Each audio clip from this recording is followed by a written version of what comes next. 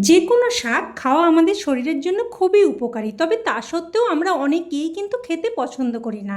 বিশেষ করে পুঁই শাক বাচ্চাদের কথা তো বাদই দিলাম, বড়রাও খেতে চান না। তবে আজকের রান্না কিন্তু একদম স্পেশাল। এভাবে রান্না করলে আমি 100% গ্যারান্টি দিচ্ছি, বাচ্চা হোক বা বড়, সকলেই কিন্তু একদম চেটে পুটে খাবে। নমস্কার বন্ধুরা, আজ আমি নিয়ে এসেছি পুঁই শাকের দুর্দান্ত এক রেসিপি, যেটা গরম ভাতের সাথে খেতে দারুণ লাগে। আর তৈরি করাও ভীষণই সহজ, খুবই কম সময়ে আর সাধারণ কয়েকটা উপকরণ দিয়ে এই রান্নাটা তৈরিও হয়ে যায়। তো প্রথমেই আমি এখানে দেখুন পুঁই শাক নিয়েছি, প্রায় কিন্তু 500 গ্রাম মতো। এবার শাকের পাতাগুলো বেছে নিয়ে তারপর দেখুন ডাঁটাগুলোকে এইরকম, যে অংশটা একদম সরু সেই অংশটা এরকম গোটা গোটা রেখে, যে অংশটা মোটা এইভাবে দুটুকরো করে কেটে নিচ্ছে। তো দেখুন ডাঁটাগুলো কেটে নিয়ে আমি আলাদা করে উঠিয়ে রাখছি, আর ডাঁটাগুলো খুব ভালোভাবে পরিষ্কার করে ধুয়ে রেখে দেব। এবার এই পাতাগুলোকেও পরিষ্কার করে একদম ধুয়ে নেব। যদিও বাজার থেকে আনার পর আমি একবার ধুয়ে নিয়েছি, তবুও আরেকবার কিন্তু আমি শাকটাকে দেখুন খুব ভালোভাবে ধুয়ে নিয়েছি। ধুয়ে নিয়ে এইরকম একটা ঝুড়ির মধ্যে রেখে দিয়েছি, যাতে করে জলটা অনেকটাই ঝরে যায়।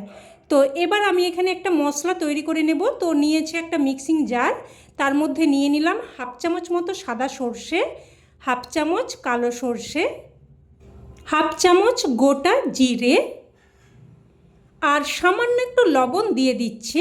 যেহেতু সর্ষেটা বাটবো, লবণ দিয়ে বাটলে কিন্তু সর্ষেটা তেতো হওয়ার সম্ভাবনা একদমই থাকবে না। এবার প্রথমে একবার শুকনো অবস্থায় ঘুরিয়ে নিয়ে তারপর এখানে আমি একটা কাঁচা লঙ্কা দিয়ে দিলাম, আর নিয়ে নিয়েছি একদম একটা ছোট্ট সাইজের পেঁয়াজ, আর নিয়ে নিয়েছি 7-8টার মতো চিংড়ি মাছ। এবার এগুলো মিক্সিং জারের মধ্যে দিয়ে দিলাম, আর সাথে দিয়ে দিচ্ছে অল্প একটু জল। এবার সব কিছুর একটা মিহি পেস্ট বানিয়ে নেব। তো দেখুন একটা মিহি পেস্ট বানিয়ে নিয়েছি, এবার এটাকে এক সাইডে রেখে দিচ্ছি। এবার এদিকে শাকের জলটাও কিন্তু অনেকটাই ঝরে গেছে, তো পাতাগুলো এইভাবে আমি সাজিয়ে নিচ্ছি। এবার শাকগুলোকে কেটে নেব। একদম খুব ছোট ছোট করে কাটার দরকার নেই, দেখুন ঠিক এইরকমভাবে কেটে নিচ্ছি। আর পাতার এই গোড়ার ডাঁটার দিকের অংশগুলো আমি বাদ দিয়ে দিচ্ছি, আপনারা চাইলে রান্নাতে ব্যবহার করতে পারেন। তো সমস্ত শাকটাই এইভাবে একই রকমভাবে কেটে নিলাম। এবার এগুলোকে একটা আমি থালার মধ্যে উঠিয়ে নিচ্ছি। উঠিয়ে নিয়ে এবার এখানে দিয়ে দিচ্ছি স্বাদ অনুযায়ী লবণ, আর সর্ষে বাটার সময় আমি অল্প লবণ দিয়ে বেটেছিলাম, তো সেই অনুযায়ী কিন্তু লবণটা দিয়ে দিয়েছি। আর দিয়ে দিলাম অল্প একটু হলুদ গুঁড়ো, অল্প একটু লঙ্কার গুঁড়ো, প্রায় 1-3 চামচ মতো করে। এবার এখানে আগে থেকে তৈরি করে রাখা মশলার পেস্ট দিয়ে দিচ্ছি। বন্ধুরা, আপনারা হয়তো অনেক রকমভাবে শাক রান্না করে খেয়েছেন, তবে আশা করি এই রকমভাবে কোনো দিনও খাননি। তাই অনুরোধ করব, অবশ্যই এইভাবে একবার বানিয়ে দেখবেন। আর আমার বিশ্বাস আপনারা একবার বানিয়ে খেলে বারবার কিন্তু এভাবেই বানাবেন। তো মিক্সিং জারটা ধুয়ে অল্প একটু জল দিয়ে দিয়েছি, আর সবশেষে দিয়ে দিয়েছি 2 চামচ মতো সর্ষের তেল। এবার সব কিছু খুব ভালোভাবে হাতের সাহায্যে মেখে নেব। একদম খুব ভালোভাবে এইভাবে চটকে চটকে খুব সুন্দর করে মেখে নেব।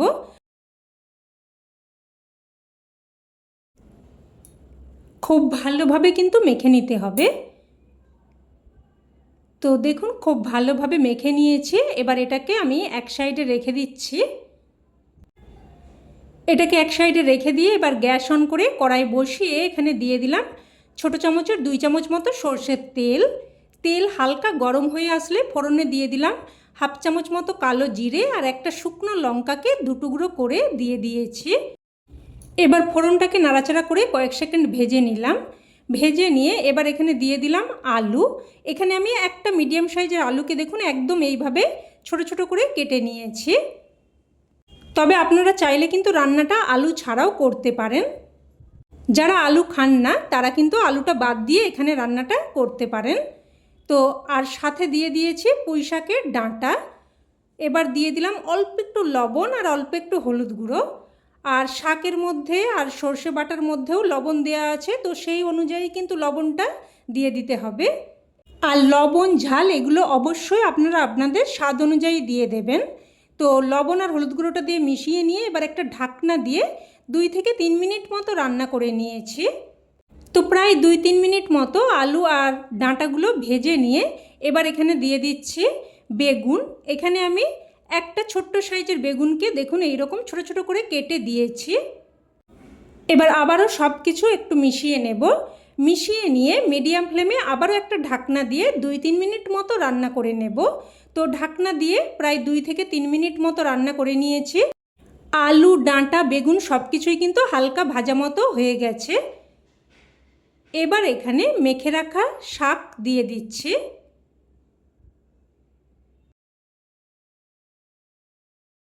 সমস্ত শাকটা দিয়ে এবার প্রায় মিনিট 2-3 মতো নাড়াচাড়া করে বেশ ভালোভাবে মিশিয়ে নেব। বেশ ভালোভাবে নাড়াচাড়া করে মিশিয়ে নিয়ে এবার একটা ঢাকনা দিয়ে দিয়ে প্রায় 4 থেকে 5 মিনিট মতো রান্না করে নেব। মাঝে মধ্যে একবার ঢাকনা খুলে নাড়াচাড়া করে দেব। তো প্রায় কিন্তু মিনিট 5-6 মতো আমি ঢাকনা দিয়ে দিয়ে রান্না করে নিয়েছি, আর মাঝে মধ্যে একবার ঢাকনা তুলে নাড়াচাড়া করে দিয়েছিলাম। তো আবারও বেশ ভালোভাবে নাড়াচাড়া করে মিশিয়ে নিয়ে এবার যে থালার মধ্যে আমি শাকটা মেখে রেখেছিলাম ওই থালাটা ধুয়ে সামান্য একটু জল দিয়ে দিলাম। আবারও একবার নাড়াচাড়া করে বেশ ভালোভাবে মিশিয়ে নিচ্ছি। ভালোভাবে মিশিয়ে নিয়ে এবার আবারও একবার ঢাকনা দিয়ে 2 মিনিট মতো রান্না করে নেব। তো ঢাকনা দিয়ে 2 মিনিট মতো রান্না করে নিয়েছি।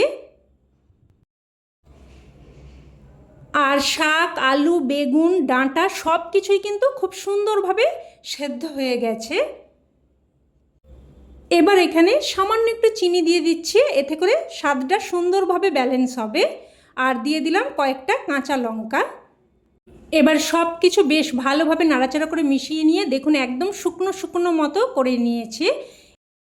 এবার সব শেষে এখানে দিয়ে দিলাম 1 চামচ মতো কাঁচা সর্ষের তেল। সর্ষের তেলটা দিয়ে ভালোভাবে নাড়াচাড়া করে মিশিয়ে নেব। তো ভালোভাবে নাড়াচাড়া করে মিশিয়ে নিয়ে এবার গ্যাসের ফ্লেম বন্ধ করে দিলাম। আর রান্না কিন্তু এখন একদম তৈরি। এবার এটা গরমা গরম ভাতের সাথে পরিবেশন করুন, খেতে কিন্তু এক কথায় জাস্ট ফাটাফাটি লাগে। এটা থাকলে আর অন্য কোনো কিছু খেতে ইচ্ছে করবে না, মনে হবে সমস্ত ভাত এটা দিয়েই খেয়ে ফেলি। তবে শুধুমাত্র আমার কথাই নয়, অবশ্যই এইভাবে একবার বানিয়ে দেখুন, না হলে কিন্তু এর স্বাদ আপনারা উপলব্ধি করতে পারবেন না। তো রেসিপি কেমন লাগলো অবশ্যই কমেন্টে জানাবেন, আর ভালো লেগে থাকলে প্লিজ একটা লাইক দিয়ে দেবেন, আর চাইলে অন্যান্যদের সাথে শেয়ারও করতে পারেন। আর চ্যানেলের নতুন বন্ধু হয়ে থাকলে চ্যানেলটি অবশ্যই করে সাবস্ক্রাইব করে নেবেন। তো আজ এই অবধি, আবারও অন্য কোনো রেসিপিতে দেখা হবে। ততক্ষণে ভালো থাকবেন সুস্থ থাকবেন, ধন্যবাদ।